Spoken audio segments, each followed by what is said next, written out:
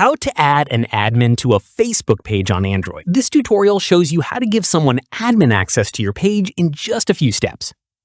First, open the Facebook app on your Android device. After that, tap on the three lines at the top left of the screen. From there, scroll down and tap on More option and select Pages. At this point, tap on the page you want to add an admin to.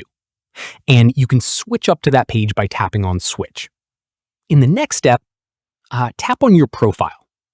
From there, tap on three dots in the top right corner of the page.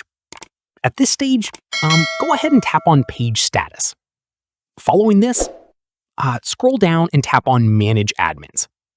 From there, tap on Add New option beside people with Facebook access, and select Next and follow the on-screen instructions. At this point, type on their name on the search to find and select them. In the next step, tap on Give Access.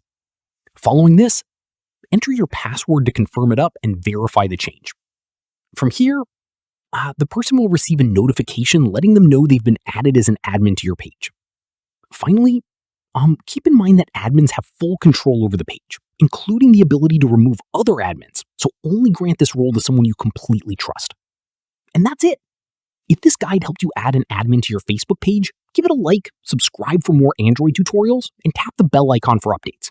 See you in the next one.